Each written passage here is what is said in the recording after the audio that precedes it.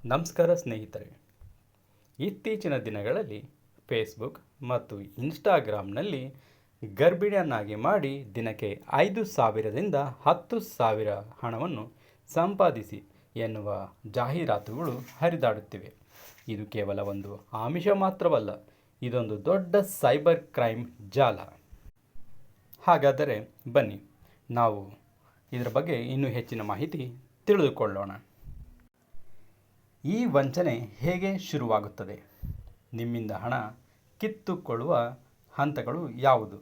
ನಿಮ್ಮ ವೈಯಕ್ತಿಕ ಮಾಹಿತಿ ಹಂಚಿಕೊಂಡರೆ ಏನಾಗುತ್ತದೆ?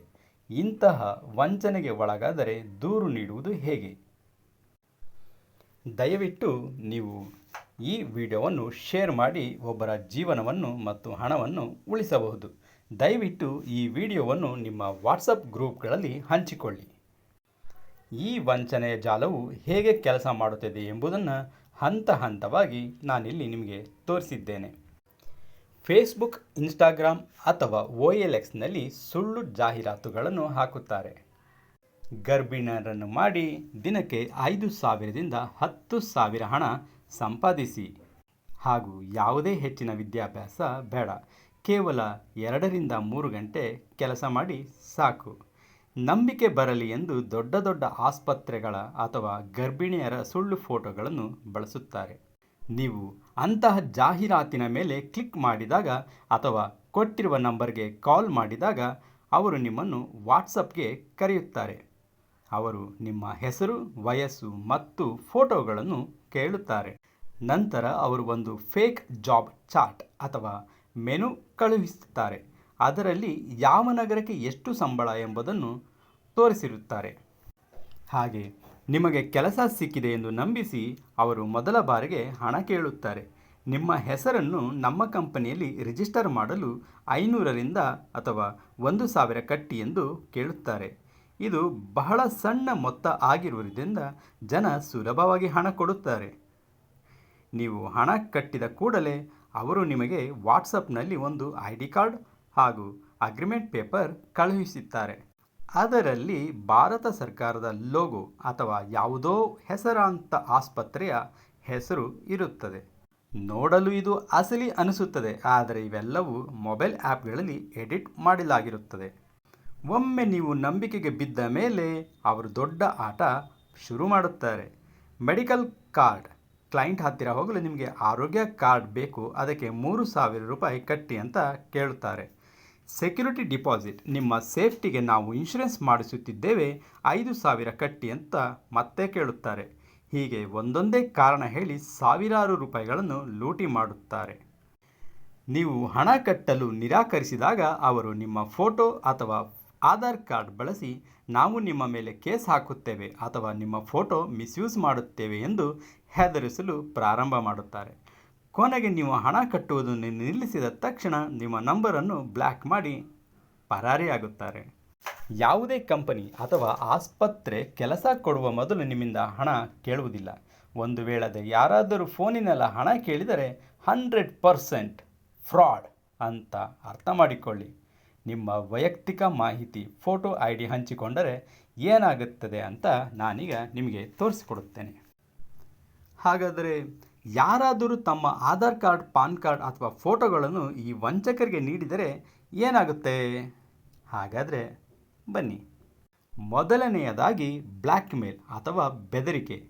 ವಂಚಕರು ನಿಮ್ಮ ಫೋಟೋವನ್ನು ಬಳಸಿಕೊಂಡು ನಕಲಿ ಅಶ್ಲೀಲ ಚಿತ್ರಗಳನ್ನು ಅಥವಾ ಡೀಪ್ ಫೇಕ್ ಮಾರ್ಫಿಂಗ್ ತಯಾರಿಸಬಹುದು. ನೀವು ನಮಗೆ ಇನ್ನೂ ಹಣ ನೀಡದಿದ್ದಲ್ಲಿ ಈ ಫೋಟೋಗಳನ್ನು ನಿಮ್ಮ ಕುಟುಂಬದವರಿಗೆ ಅಥವಾ ಸೋಷಿಯಲ್ ಮೀಡಿಯಾದವರಿಗೆ ಹಂಚಿಕೊಳ್ಳುತ್ತೇವೆ ಎಂದು ಹೆದರಿಸಿ ನಿಮ್ಮಿಂದ ಲಕ್ಷಾಂತರ ರೂಪಾಯಿ ಹಣವನ್ನು ವಸೂಲಿ ಮಾಡುತ್ತಾರೆ. ಹಾಗೂ ನಕಲಿ ದಾಖಲೆಗಳ ಸೃಷ್ಟಿ. ನಿಮ್ಮ ಆಧಾರ್ ಅಥವಾ ಪಾನ್ ಕಾರ್ಡ್ ಬಳಸಿ ಅವರು ನಿಮ್ಮ ಹೆಸರಿನಲ್ಲಿ ನಕಲಿ ಬ್ಯಾಂಕ್ ಖಾತೆಗಳನ್ನು ತೆರೆಯಬಹುದು. ಈ ಖಾತೆಗಳನ್ನು ಅವರು ಬೇರೆ ಜನರಿಗೆ ಮೋಸ ಮಾಡಲು ಬಳಸುತ್ತಾರೆ. ಪೊಲೀಸರು ತನಿಖೆ ನಡೆಸಿದಾಗ ಸಿಕ್ಕಿ ಬೀಳುವುದು ನೀವೇ ಹೊರತು ವಂಚಕರಲ್ಲ. ನಿಮ್ಮ ಹೆಸರಿನಲ್ಲಿ ನಕಲಿ ಸಿಮ್ ಕಾರ್ಡ್ ಪಡೆದು ಅಕ್ರಮ ಚಟುವಟಿಕೆಗಳಿಗೆ ಬಳಸಿಕೊಳ್ಳಬಹುದು. ಇನ್ನು ಮುಂದೆ ಹೋದರೆ ನಿಮ್ಮ ಹೆಸರಿನಲ್ಲಿ ಸಾಲ ಅಂದರೆ ಇತ್ತೀಚಿನ ದಿನಗಳಲ್ಲಿ ಕೆಲವು ಆನ್ಲೈನ್ ಲೋನ್ ಆ್ಯಪ್ಗಳು ಕೇವಲ ಆಧಾರ್ ಕಾರ್ಡ್ ಮತ್ತು ಪಾನ್ ಕಾರ್ಡ್ ಮೇಲೆ ಸಾಲ ನೀಡುತ್ತವೆ.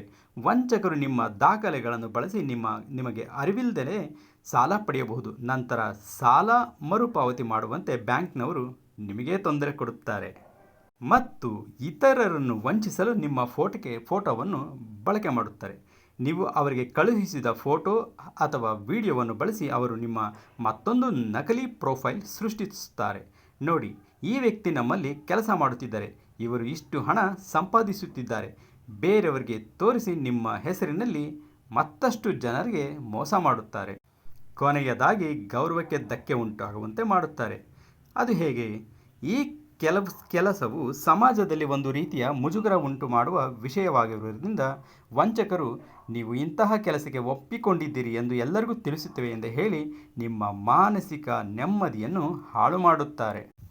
ನೆನಪಿಡಿ, ಹಣ ಹೋದರೆ ಮತ್ತೆ ಸಂಪಾದಿಸಬಹುದು, ಆದರೆ ನೀವು ನಿಮ್ಮ ದಾಖಲೆಗಳು ಮತ್ತು ಫೋಟೋಗಳು ತಪ್ಪು ಜನರ ಕೈ ಸೇರಿದರೆ ನಿಮ್ಮ ಜೀವನವಿಡೀ ನೆಮ್ಮದಿ ಕಳೆದುಕೊಳ್ಳಬೇಕಾಗುತ್ತದೆ. ಅಪರಿಚಿತರಿಗೆ ಯಾವುದೇ ಕಾರಣಕ್ಕೂ ನಿಮ್ಮ ID ಕಾರ್ಡ್ ಅಥವಾ ಫೋಟೋಗಳನ್ನು ವಾಟ್ಸಪ್ನಲ್ಲಿ ಕಳುಹಿಸಬೇಡಿ. ಒಂದು ವೇಳೆ ಯಾರಾದರೂ ಈಗಾಗಲೇ ದಾಖಲೆಗಳನ್ನು ಹಂಚಿಕೊಂಡಿದ್ದರೆ ಅವರು ತಕ್ಷಣ ಮಾಡಬೇಕಾದ ಸುರಕ್ಷತಾ ಕ್ರಮಗಳು ಅಂದರೆ ಸೇಫ್ಟಿ ಸ್ಟೆಪ್ಸ್ ಬಗ್ಗೆ ನಾನು ನಿಮಗೆ ತಿಳಿಸಿಕೊಡುತ್ತೇನೆ. ಮೊದಲನೆಯದಾಗಿ ಸೈಬರ್ ಕ್ರೈಮ್ ದೂರು. ಹೆದರಿ ಸುಮ್ಮನೆ ಕುಳಿತುಕೊಳ್ಳಬೇಡಿ. ತಕ್ಷಣ ಅಧಿಕೃತವಾಗಿ ದೂರು ದಾಖಲಿಸಿ. ದೂರವಾಣಿ ಸಂಖ್ಯೆ ತಕ್ಷಣ 1930 ಅಂದರೆ 1930ಗೆ ಕರೆ ಮಾಡಿ ಮಾಹಿತಿ ನೀಡಿ. ಇನ್ನು ವೆಬ್ಸೈಟ್ ಬಗ್ಗೆ ಹೇಳಬೇಕೆಂದರೆ www.cybercrime.gov.in ನಲ್ಲಿ ನಿಮ್ಮ ಬಳಿ ಇರುವ ವಂಚಕರ ಮೊಬೈಲ್ ಸಂಖ್ಯೆ, ಚಾಟ್ ಸ್ಕ್ರೀನ್ಶಾಟ್ ಮತ್ತು ಅವರು ಕಳುಹಿಸಿದ ನಕಲಿ ದಾಖಲೆಗಳೊಂದಿಗೆ ದೂರು ನೀಡಿ. ಹಾಗಾದರೆ ಇದರಿಂದ ಏನೂ ಅನುಕೂಲ? ಇದರಿಂದ ಭವಿಷ್ಯದಲ್ಲಿ ನಿಮ್ಮ ದಾಖಲೆಗಳು ದುರ್ಬಳಕೆಯಾದಲ್ಲಿ ನೀವು ಮೊದಲೇ ದೂರು ನೀಡಿದ್ದೀರಿ ಎಂಬ ದಾಖಲೆ ನಿಮ್ಮ ಹತ್ತಿರ ಇರುತ್ತದೆ. ಇನ್ನು ನಿಮ್ಮ ಆಧಾರ್ ಅಥವಾ ಪಾನ್ ಕಾರ್ಡ್ ಪಡೆದಿದ್ದರೆ ಅವರು ನಿಮ್ಮ ಹೆಸರಿನಲ್ಲಿ ನಕಲಿ ಖಾತೆ ತೆರೆಯಲು ಪ್ರಯತ್ನಿಸಬಹುದು. ಆದ್ದರಿಂದ ನೀವು ನಿಮ್ಮ ಬ್ಯಾಂಕ್ ಸ್ಟೇಟ್ಮೆಂಟನ್ನು ಆಗಾಗ ಚೆಕ್ ಮಾಡಿ. ಯಾವುದೇ ಅಪರಿಚಿತ OTP ಅಂದರೆ ಒನ್ ಟೈಮ್ ಪಾಸ್ವರ್ಡ್ ಬಂದರೆ ಯಾರಿಗೂ ಹೇಳಬೇಡಿ. ಇನ್ನು ನಿಮ್ಮ ಆಧಾರ್ ಕಾರ್ಡನ್ನು ಅಥವಾ ಬಯೋಮೆಟ್ರಿಕ್ ಲಾಕನ್ನು M-ಆಧಾರ್ ಆ್ಯಪ್ ಬಳಸಿ ಅದರಿಂದ ನಿಮ್ಮ ಹೆಬ್ಬೆಟ್ಟಿನ ಗುರುತನ್ನು ಯಾರೂ ಬಳಸಲು ಸಾಧ್ಯವಿಲ್ಲ. ಸಿಬಿಲ್ ಸ್ಕೋರ್ ಅಥವಾ ಸಾಲದ ವಿವರ ಪರಿಶೀಲಿಸಿ. ವಂಚಕರು ನಿಮ್ಮ ದಾಖಲೆ ಬಳಸಿ ಇನ್ಸ್ಟಂಟ್ ಲೋನ್ ಪಡೆದಿದ್ದಾರೆಯೇ ಎಂದು ತಿಳಿಯಲು ಚೆಕ್ ಮಾಡಿ. ಒನ್ ಸ್ಕೋರ್ ಅಥವಾ ಪೈಸಾ ಬಾಜಾರ್ನಂತಹ ಆ್ಯಪ್ಗಳಲ್ಲಿ ನಿಮ್ಮ ಸಿಬಿಲ್ ಸ್ಕೋರನ್ನು ತಿಂಗಳಿಗೊಮ್ಮೆ ಚೆಕ್ ಮಾಡಿ. ಅಲ್ಲಿ ನಿಮ್ಮ ಹೆಸರಿನಲ್ಲಿ ನೀವು ಪಡೆಯದ ಸಾಲ ಕಾಣಿಸಿದರೆ ತಕ್ಷಣ ಆ ಸಾಲ ನೀಡಿದ ಕಂಪನಿಗೆ ಇಮೇಲ್ ಮಾಡಿ ದೂರು ನೀಡಿ. ಬೆದರಿಕೆಗೆ ಮಣಿಯಬೇಡಿ. Do not panic to threats. ವಂಚಕರು ನಾವು ಪೊಲೀಸ್ ಕೇಸ್ ಹಾಕುತ್ತೇವೆ ಅಥವಾ ನಿಮ್ಮ ಫೋಟೋ ವೈರಲ್ ಮಾಡುತ್ತೇವೆ ಎಂದು ಹೆದರಿಸುತ್ತಿರುತ್ತಾರೆ. ಆದ್ದರಿಂದ ನೀವು ಅವರನ್ನು ತಕ್ಷಣ ಬ್ಲಾಕ್ ಮಾಡಿ ಅವರಿಗೆ ಯಾವುದೇ ಪ್ರತಿಕ್ರಿಯೆ ನೀಡಬೇಡಿ. ನೀವು ಅವರಿಗೆ ಎಷ್ಟು ಹೆದರುತ್ತೀರೋ ಅಷ್ಟೂ ಅವರು ನಿಮ್ಮನ್ನು ಪೀಡಿಸುತ್ತಾರೆ. ನೆನಪಿಡಿ, ಅವರು ಮಾಡುತ್ತಿರುವುದೇ ಕಾನೂನು ಬಾಹಿರ ಕೆಲಸ. ಹಾಗಾಗಿ ಅವರು ಎಂದಿಗೂ ಪೊಲೀಸರ ಹತ್ತಿರ ಹೋಗುವುದಿಲ್ಲ. ಆದ್ದರಿಂದ ತಕ್ಷಣ ಪೊಲೀಸ್ ಠಾಣೆಗೆ ಹೋಗಿ ಮಾಹಿತಿ ನೀಡಿ. ನಿಮ್ಮ ದಾಖಲೆಗಳು ದುರ್ಬಳಕೆಯಾಗುವ ಭಯವಿದ್ದರೆ ಹತ್ತಿರದ ಪೊಲೀಸ್ ಠಾಣೆಗೆ ಹೋಗಿ ಒಂದು ಸಣ್ಣ ಅರ್ಜಿಯನ್ನು ನೀಡಿ.